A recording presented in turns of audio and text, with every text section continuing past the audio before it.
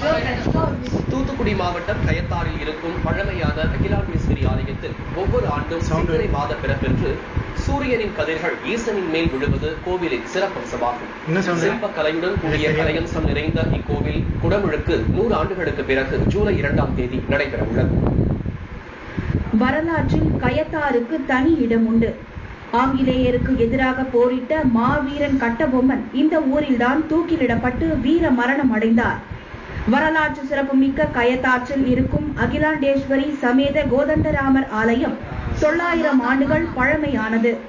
அழகான சிற்ப கலைகள் நிறைந்து காணப்படும் ஆலயத்தில் ஆண்டுதோறும் சித்திரை மாத பிறப்பன்று சூரியனின் கதிர்கள் ஈசனின் மேல் விழுவதை தரிசிக்க ஆயிரக்கணக்கான மக்கள் ஆலயத்திற்கு வருகை தருவார்கள் என்கின்றனர் ஊர் மக்கள்.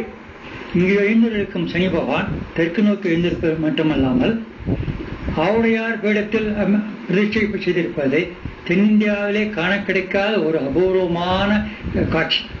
இங்குள்ள சனீஸ்வரனை இங்குள்ள மக்கள் 9 வாரம் தொடர்ச்சியாக அபிஷேகம் செய்து பிரார்த்தனை செய்தால் குடும்ப நலங்கள் நன்றாக விருத்தி அடைகின்றன என்பது திடமான நம்பிக்கை. இக்கோவிலில் பங்குனி உற்சவம் மிக பிரசித்தி பெற்றது. 10 நாட்கள் மிக விமர்சையாக நடக்கிறது.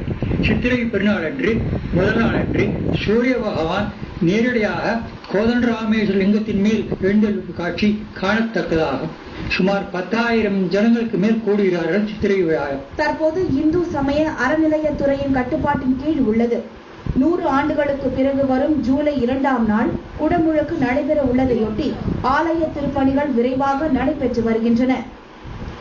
தமிழகம் சிறப்பு செய்தி கண்ணோட்டம் இத்துடன் நிறைவடைகிறது. வணக்கம்.